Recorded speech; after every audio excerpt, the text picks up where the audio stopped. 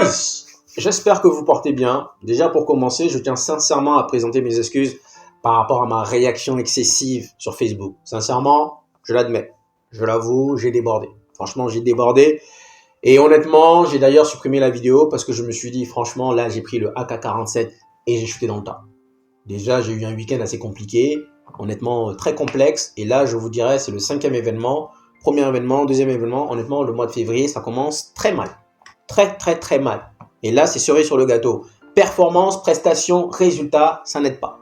Et honnêtement, je me suis dit, j'ai peut-être besoin de vider mon sac. Mais, je suis également conscient que vous êtes nombreux à regarder souvent les vidéos en compagnie de vos enfants. Donc, par rapport à cela, sincèrement, ce n'est pas une image que j'aimerais envoyer. Donc, je m'excuse. Après, guys, moi, je l'avoue, hein, j'ai deux défauts. J'ai deux gros défauts, honnêtement. Je suis quelqu'un de très impatient et très nerveux. Pourtant, je ne fume pas, je ne me drogue pas, je ne prends pas de café, je ne prends pas de thé, mais je suis nerveux. C'est-à-dire, en réalité, je vais vous donner par exemple deux exemples. Quand je vois quelqu'un brûler le feu rouge, ça m'exaspère. En gros, moi, je suis quelqu'un d'ordonné, de réglé. Et quand je vois quelqu'un ne pas respecter les règles ou autres, ça m'énerve. Par exemple. Ou alors, quand je donne un rendez-vous à quelqu'un, je lui dis 16h et que 16h01, il n'est pas là, ça m'énerve également. Donc oui, ce sont des aspects que parfois j'essaie de contrôler, mais parfois voilà. Et en plus, ça n'aide pas parce que Facebook, généralement, vous êtes nombreux à rentrer, interagir, et cela permet justement de tempérer cette colère-là. Aujourd'hui, ça ne marchait pas, et franchement, je me suis dit, je vais tirer dans le tas.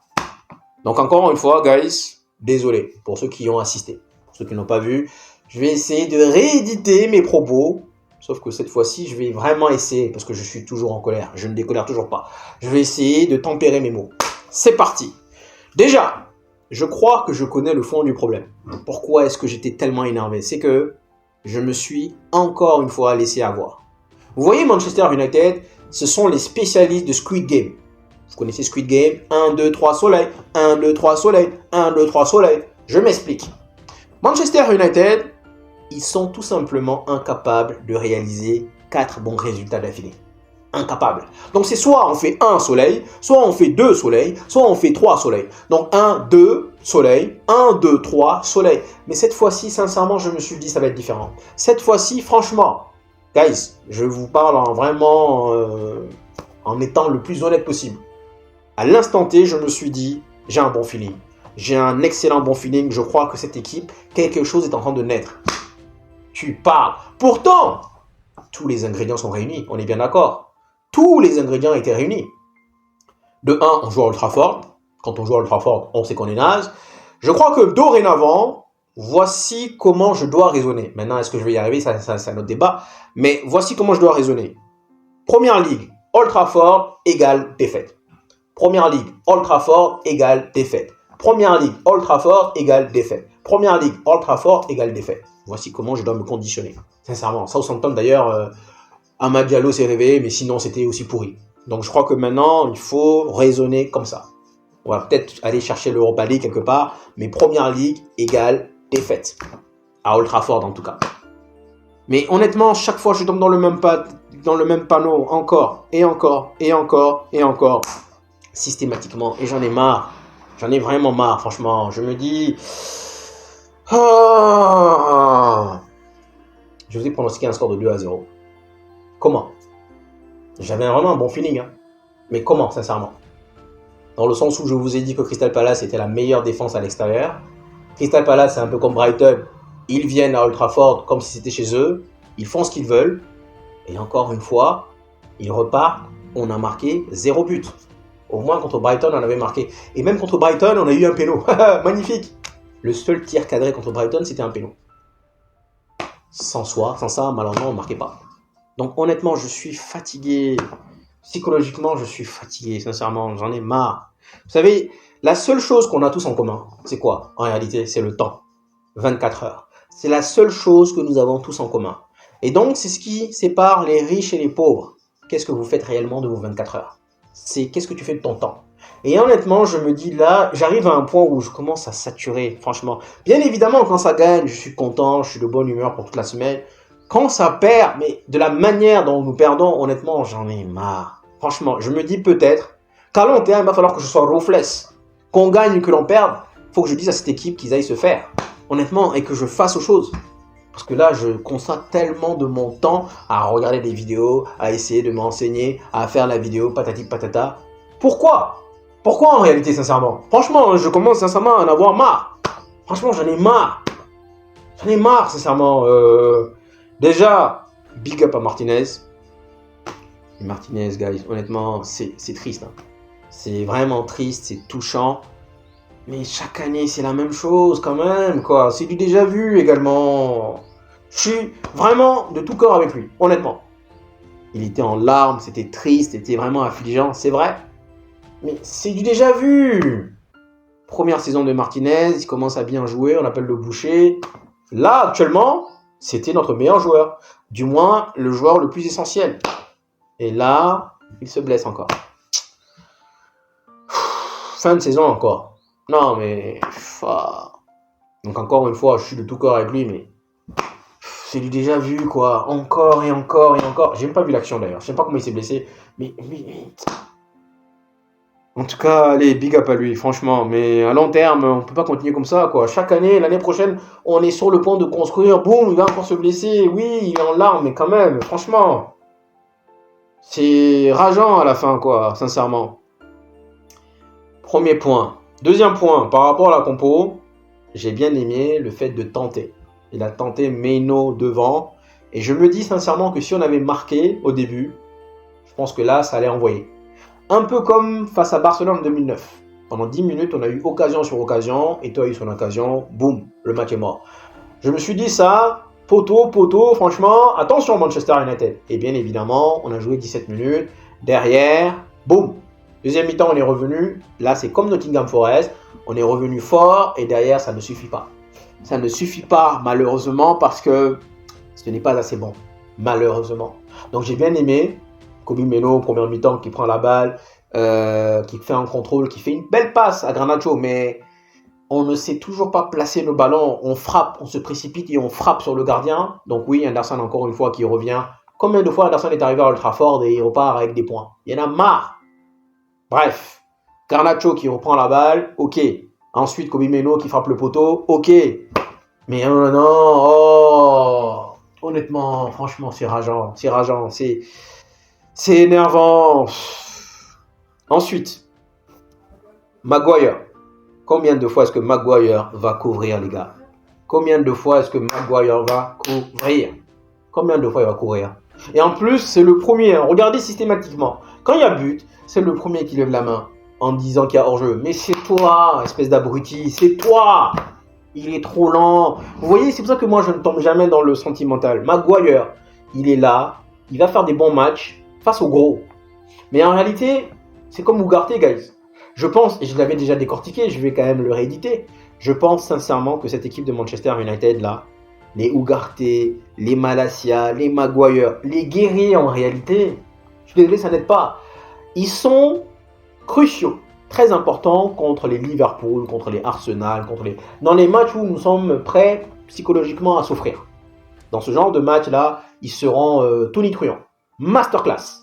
On a vu Ugarte contre Arsenal, contre même Maguire, hein, contre Liverpool, ils étaient là. Mais quand on va devoir jouer à Old Trafford, ce qui va arriver dans la majorité des cas, quand on va jouer à Old Trafford contre des équipes soi-disant moins fortes, on a besoin de créativité. Et malheureusement, vous voyez Maguire qui prend la balle, boum. Je suis désolé, hein, moi, je l'ai dit. C'est pareil pour Rashford. Il a marqué son doublé contre Everton. Juste après, je vous ai dit, moi, je dégage. Maguire, je ne comprends toujours pas. Parce que, guys, oui, c'est bon d'être là en mode grillé, mais combien de buts? Il est là, il est trop lent. Il est trop lent, putain. Il est trop lent. Combien de fois est-ce qu'il va arriver couvrir un ballon? Combien de fois cela va arriver? Vous regardez bien l'action. Euro monte, Delirte monte, celui qui traîne. On a déjà encaissé le même but face à Brighton. Face à Brighton, il y a 2 semaines. Et c'est encore lui qui couvre. Il y en a marre, guys. On ne peut pas continuer comme ça. Donc oui. Et en plus, quand Maguire joue, on est obligé de jouer plus bas. Parce que soi-disant, il faut le couvrir. Moi, Maguire, pour moi, franchement, c'est une erreur. C'est une erreur de le prolonger. Maintenant, vous allez me dire, ouais, encore une fois, je souligne qu'il va effectuer de grands matchs contre les gros. Je pense qu'il sera là. Mais pas contre les petits. Combien de fois on va prendre des buts à cause de lui? Moi, je le dégage. Je suis désolé, mais voilà. Franchement, sur le coup, je l'ai insulté tellement parce que il y avait encore moyen d'aller égaliser, d'aller chercher la victoire. Mais non! À 2-0, j'ai éteint le match. J'ai éteint le match, je me suis dit qu'ils allaient tout se faire. Honnêtement. Ensuite, point numéro 2. Les coups de pied arrêtés. Je ne le comprends pas. Franchement, je ne comprends pas l'idée. Ça, c'est Bruno Fernandes qui le fait tout le temps. On a un coup de pied arrêté. Pourquoi est-ce que tu ne l'envoies pas directement dans la boîte pour qu'on essaie de marquer? Pourquoi tout le temps, systématiquement, il faudrait que tu l'envoies au deuxième poteau pour que l'autre j'allais dire l'autre, j'allais l'insulter, mais bon bref, voilà, vous avez compris. Je ne m'y connais toujours pas. Pour que l'autre Maguire la rabatte. Pourquoi? Est-ce qu'on a déjà marqué une fois comme ça? Non, mais pourtant il continue à le faire. Et ça m'énerve. Ça m'énerve tellement. Franchement, ça m'énerve quoi. Ça m'énerve. Ça me fout en rogne quoi. Amad Diallo. Voici exactement tout ce que je vous ai dit sur Facebook. Amad Diallo, guys. Amad Diallo, je l'aime bien. Vous le savez, c'est mon joueur préféré. Mais moi, comme je dis, je n'ai pas d'état d'âme. Je ne suis pas joueur FC. Il y a un truc qu'Amad Diallo fait bien régulièrement qui m'énerve également. Qu'est-ce qu'il fait? C'est que c'est un tricheur. Et je veux le dire là maintenant, guys. Pour ceux qui ne l'ont pas encore vu, moi je le dis maintenant. C'est un tricheur. C'est-à-dire que parfois, il arrive, il rentre dans la surface de réparation, on le touche un peu, il s'écroule. Il cherche des pénaux. Non! Ça, je déteste ça. Voici ce que je vous ai dit. Moi, je suis quelqu'un de trop carré. Je suis quelqu'un de trop cac. Et donc, quand quelqu'un n'est pas carré, ça m'énerve. Et ça, Amad Diallo, c'est mon joueur. Mais pour moi, je ne vais pas le rater quand même. Combien de fois? Regardez, la deuxième fois. Déjà, premièrement, il se laisse tomber. Deuxièmement, il va mettre ses jambes dans les pieds du défenseur pour tomber, pour siffler. Non. Ça, je déteste ça. Je n'aime pas ça. Donc ça aussi, ça m'énerve. Ensuite, qu'est-ce qu'on a vu d'autre? Ugarte. Guys, je vous ai fait un mea culpa. Je suis désolé, mais je vais le retirer. Parce que tout ce que je vous ai dit, c'est en train de se concrétiser là. Tout ce que je vous ai dit en réalité, tout ce que je vous avais dit, on est en train de le voir. Je vous ai dit Ugarte, guys. Sincèrement, ce n'est pas que j'ai des doutes sur ses qualités. C'est juste que pour moi, encore une fois, on a plus besoin d'un joueur capable de jouer comme Carrick, comme Paul Scholes, capable de prendre le ballon, de se tourner et d'orienter le jeu. Mais un bagarreur, non. Encore une fois, il ne faut pas déformer mes propos. Je reconnais que c'est un joueur important quand on n'a pas le ballon. Quand on va jouer contre les Liverpool, les Arsenal, les Manchester City, il va être exceptionnel. D'ailleurs, les 3 matchs jusque-là où il a été exceptionnel, sincèrement, c'était contre Liverpool, contre Arsenal, contre Manchester City. Et les 3, justement, on n'avait pas de ballon. Les 3, on était là en mode, voilà, guerrier, oui. Mais quand il faut construire, quand il faut développer, il faut aller regarder les gars, c'est Koukone. C'est Koukone, son seul petit défaut là, le jeune malien, c'est qu'il est trop fin. C'est-à-dire qu'il est trop, il est trop fin quoi. Il doit grandir, il doit prendre du muscle. Il doit grandir physiquement. Mais regardez, il prend le ballon, regardez comment il se retourne, comment il lance, comment tac.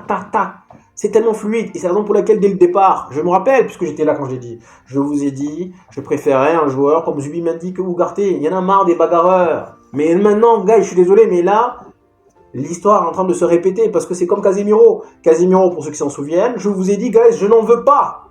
Je n'en veux pas de Casemiro. Généralement, quand le Real décide de vendre un joueur, c'est parce que ce joueur-là arrive en fin de carrière. J'ai fait mon mea culpa. Ce mea culpa-là, il a duré 7 mois. Et là, le mea culpa de Ugarte, il dure 6 mois. Et encore, je suis désolé, il n'a pas joué une seule minute. Il n'a pas joué une seule minute contre FCSB. Et pourtant, tu as l'impression qu'il a moins d'impact. Tu as l'impression qu'il est déjà carbonisé. Ah oui, je suis désolé, guys. Oui, c'est bien beau d'aller faire les guerriers sur 3 matchs, mais ça, c'est pas insuffisant. C'est insuffisant. Donc oui, je suis désolé. Vous allez peut-être dire que oui, je suis pressé. Non. Honnêtement, dans le sens où je vous l'avais déjà dit. Et en réalité, c'est juste que là, c'est juste la réalité qui nous rattrape. Tout simplement. Donc c'est pas qu'il est mauvais, hein. Non. C'est juste que là, j'ai regardé le match. Il y avait une cassure. Parce que même Bruno Fernandes, je suis désolé, mais il y avait une cassure. Le ballon ne remontait tout simplement pas rapidement aux 3 autres. Déjà, les 3 autres, Garnacho et Amad Diallo, n'ont pas fait un bon match. Très mauvais match des deux.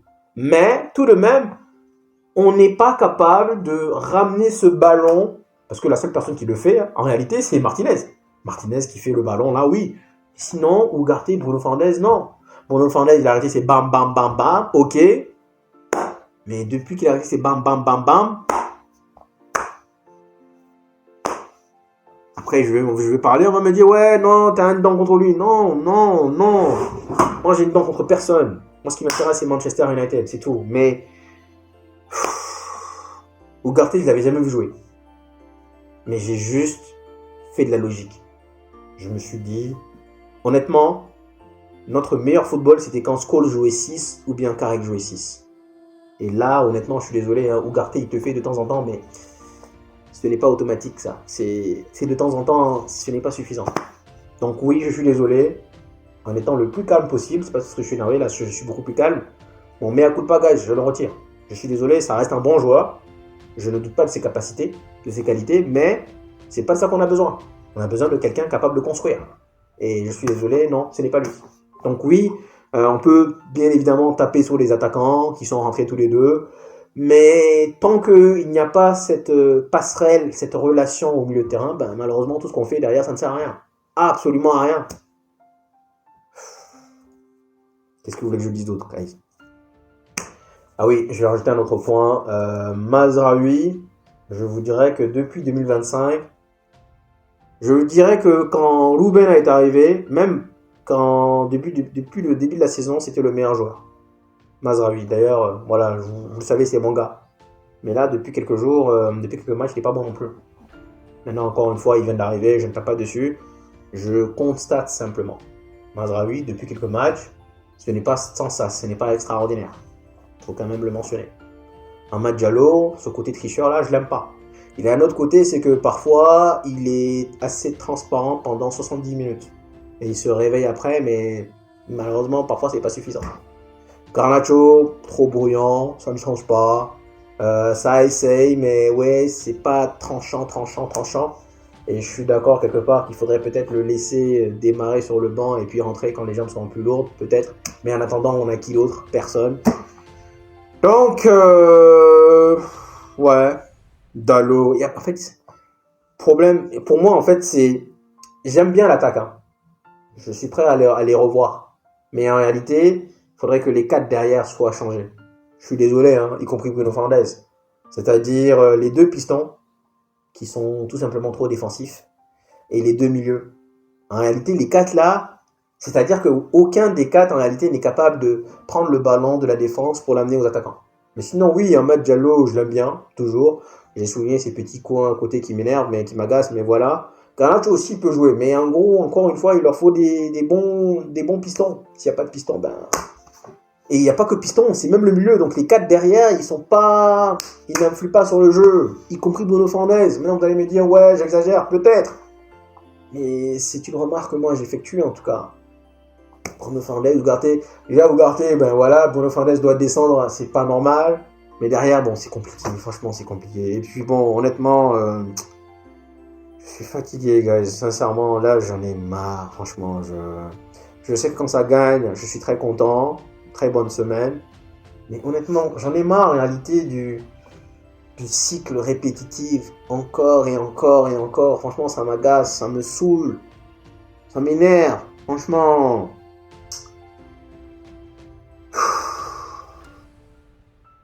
Jusqu'à quand ça va durer, je sais pas. Merci d'être venu jusqu'ici, guys. Franchement, pour l'instant, je sais pas. Normalement, oui. Je pense que je vais faire une vidéo quand même demain, mais à l'heure actuelle, j'en ai pas envie. Hein. Pas du tout. Prenez soin de vous, guys.